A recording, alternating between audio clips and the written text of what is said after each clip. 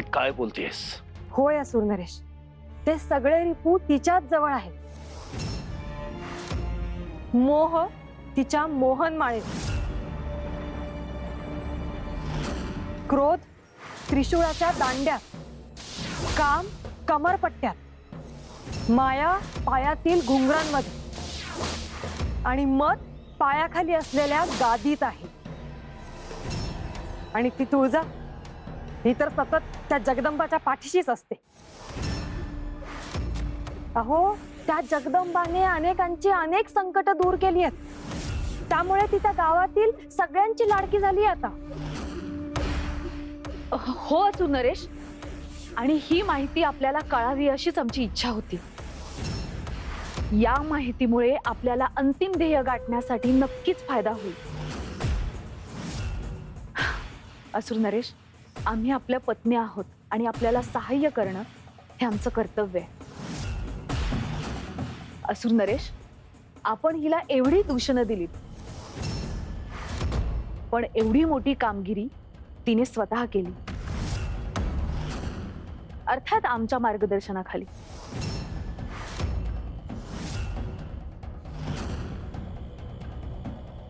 सम्राज्ञी, या निर्बुद्ध स्त्रीकडून हे महत्वाचं कार्य करवून घेण्याचं श्रेय केवळ आपलं आहे. आपण असुर साम्राज्याच्या सम्राज्ञी आणि आमच्या धर्मपत्नी शोभता.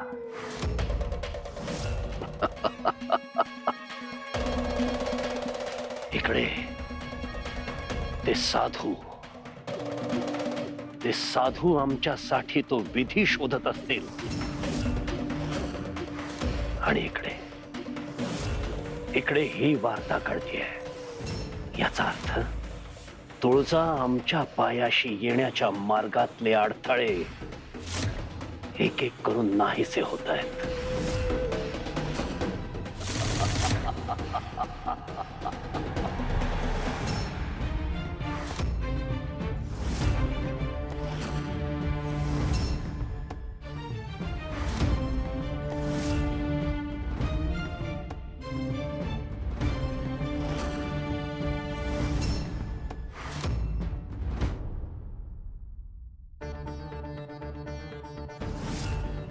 जगदंबा, अगं काय करतेस? अगं, देवीने दिलेलं पवित्र पाणी अजून शिल्लक आहे आपल्याकडे.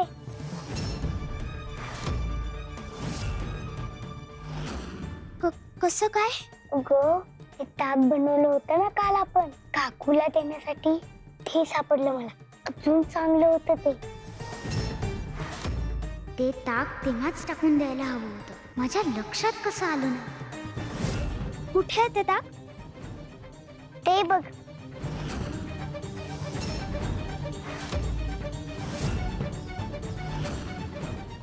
सदू हे ताक खरंच प्यायला तर हा सुद्धा मत्सर नाहीये हे जगदंबाला कळेल, आणि मग तिला माझ्यावरच संशय येईल, कारण गावात नवीन आलेली मी एकटीच असेन.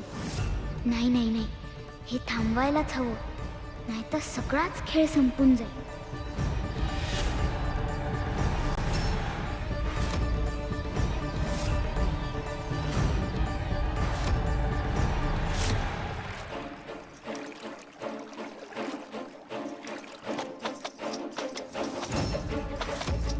अगं बाई, आमच्या वंचूबाई कपडे धुत आहेत.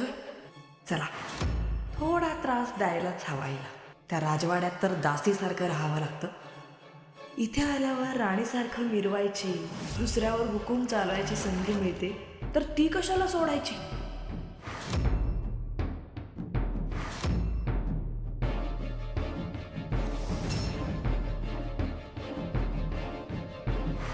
अगं बाई, अहो काय वंस, हा दिसत नाही वय?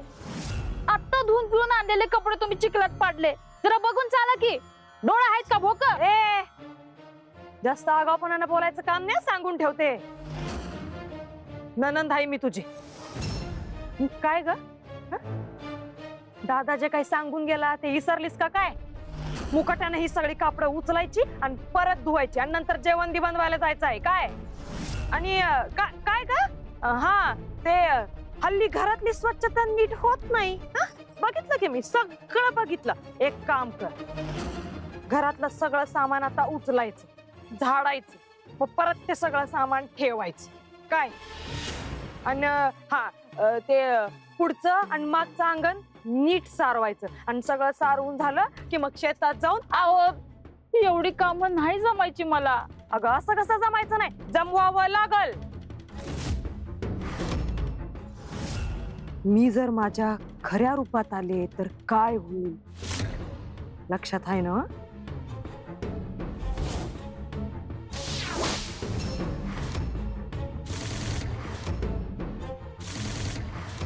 आणि कसं आहे वहिनी, दादा बी बाहेर गेलाय, त्यामुळं तुला वाचवायला इथं कोण बी येणार नाही काय. चला उचला ही सगळी कापडं आणि धुवा. चला उचल. हा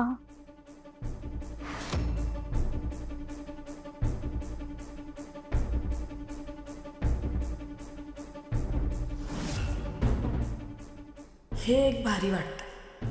बघावं तेव्हा हिला आपल्या तालावर नाचवता येतं आणि ही बी नाचते. आता मी इथे असेपर्यंत हिला असाच त्रास देत राहणार. माझ्या घरात मला चोरावानी राहावं लागतंय. हिचा कायमचा निकाल लावण्यासाठी काहीतरी उपाय शोधावाच लागल मला. हा, या परिस्थितीत कोण मदत करेल ते आलंय माझ्या ध्यानात. शबे, आता तुझं काही खरं नाही बघ.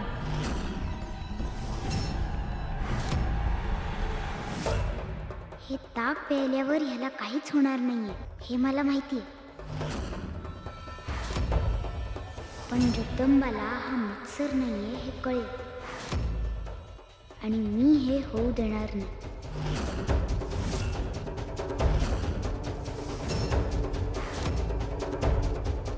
सगळं ताक पिऊन झालं तरी याला काहीच झालं नाही. असं कसं? म्हणजे हा सुद्धा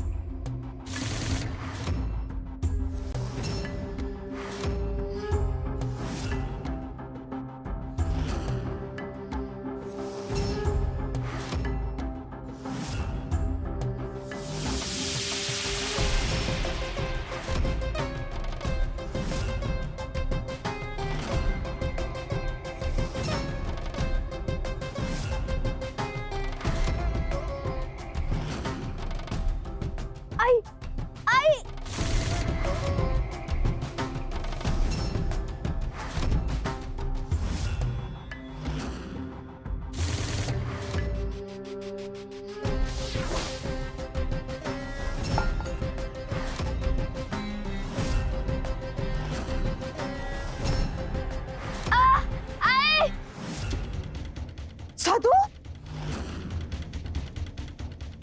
साधू काय झालं तुला? जगदंबा, याला ताक पिऊन त्रास होतोय म्हणजे हाच मत्सर आहे. अगं पण त्याला फक्त त्रासच होतोय. देवी आई म्हणाली होती त्याला त्रास होऊन तो खऱ्या रूपात येईल. हो माहिती आहे मला. आपल्याला वाटत होतं त्याच्यापेक्षा जास्त शक्तिशाली असेल हा मत्सर, त्यामुळेच खऱ्या रूपात आला नसेल. पण त्याच्या पोटाचा दाह तर होतोच आहे ना. बघ की असं अचानक कशामुळे दुखायला लागलं? आई खूप दुखतंय. जगदंबा ऐक माझं, हाच मत्सर आहे. माझ्या मनात तर काहीच शंका नाही. चल आता इथून. खूप आगाग होते. कशामुळे अचानक अशी आगाग व्हायला लागली? हा, तू काही खाल्लं होतंस का? होय, ताक पिलं होतं. जगदंबानं मला ताक दिलं. ताक? त्यामुळेच त्रास झाला. अगं तुला ताक खूप आवडतं ना, म्हणून घे ना, पिऊन सांग कसं झालंय ते. आता बरं वाटतंय का तुला? थोडं दुखायचं कमी झालं? हो, त्रास थोडा कमी झालाय.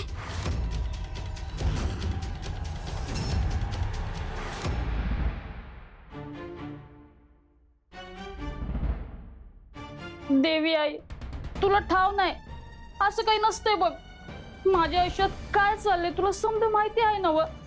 यांचा पाय तर कधी थाऱ्यावर नसतोयच म्हणा. त्यात ती आसुरबाई यांची बहीण म्हणून आमच्या डोक्यावर येऊन बसल्या. आसुरच हाय ती. हे बघ, ही आसुरांची मोहर गावली मला तिच्याकडं. त्या बाईने काहीतरी चेटूक केलंय बघ यांच्यावर. कधी नव्हते माझा नवरा एवढं वाईट वागले माझ्याशी, काय सांगू तुला. ती बाई स्वतःला ना माझ्या नवऱ्याची बहीण म्हणवत्या. ती तर तिच्या तालावर नाचत्यात, पण मला बी नाचवत्यात. मला तिची लय भ्या वाटत्या. ती बाई ना कधी बी असुर रूपात येईल आणि माझं काहीतरी बरं वाईट करल. देवी आई, मी तुझी मनापासून भक्ती करते बघ. तूच मला काहीतरी मार्ग दाव याच्यातनं.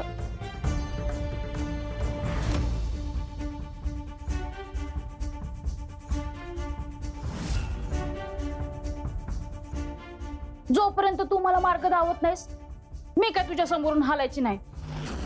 मार्ग दाखव आई, मार्ग दाखव.